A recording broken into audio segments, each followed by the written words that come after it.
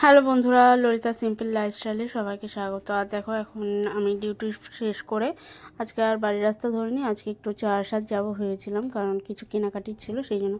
তো অফিসের সামনে থেকেই দেখো আমি টোটো ধরে নিয়েছি, কারণ অটো সেরকম একটা পাচ্ছিলাম না, সেই জন্য টোটো করেই যাচ্ছি। আর দেখো আমি এখানে বারাসাত চাপাডালিতে নেমে পড়েছি। আর এই দেখো একদম বিগ বাজারের সামনে, অপোজিটে বিগ বাজার। আর রাস্তাটা ক্রস করবো ভাবছি, কিন্তু যা রানিং গাড়ি যাচ্ছে, মানে ক্রস করাটা খুবই ক্রিটিক্যাল। তাও চলো ক্রস করে নিয়ে চলে যাচ্ছি। আর এদিকে তোমাদের দাদাভাইকে বলছিলাম চলো, তো রাস্তা ক্রস হয়ে গেছে। আর একদম বিগ বাজার থেকে সামনে দিয়ে আমি বেরিয়ে এসেছি, কারণ বিগ বাজারে এখন ঢুকবো না, কারণ বিগ বাজারে ঢোকার মতন এখন পয়সা সেরকম হাতেও নেই, মাসের শেষ।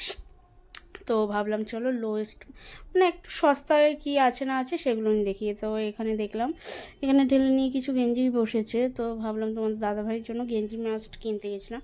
তো এখানে আমি জামা কাপড়গুলো দেখছিলাম যে কার কীরকম প্রাইস আছে। আর তোমাদের দাদাভাইকেও দেখাচ্ছিল ওর কোনটা পছন্দ, তা ও বললো না এই কলারওয়ালা গেঞ্জিগুলো সেরকম ওর পছন্দ না, তাই ওখানে নিলাম না এটা। আর তো এখানে কিছু আর কিছু নেই, তো আমি সেই জন্য আগে পজ করছি, দেখি আগে কোথাও ভালো কিছু পাওয়া যায় কিনা। তো এখানে একটা দোকান দেখলাম, কিন্তু এখানেও যা দাম বলছে সেটা আর আমার নেওয়া হবে না, কারণ সেই হাই রেঞ্জেরই বলছে।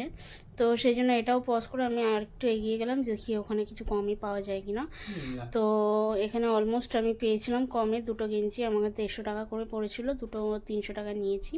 চেয়েছিল অবশ্যই একটু বেশি, কিন্তু আমি বললাম আমি ওটাই দিতে পারবো। তো সেটা কিনে নিয়ে চলো এখন বাড়ির রাস্তা ধরেছি। তো এদিকে ট্রেনটা একটু গন্ডগোল ছিল, তো সেই জন্য আর ট্রেনের দিকটাতে গেলাম না, আমি এদিক থেকে বাস ধরে নিয়েছিলাম, বারাসাত চাপাডালি থেকে বাস ধরে নিয়ে আমি দেখো এখন মধ্যমা চৌমাথা নেমে গেছি। তো ওখান থেকেই বাড়ি যাব। তো ভিডিওটা দেখার জন্য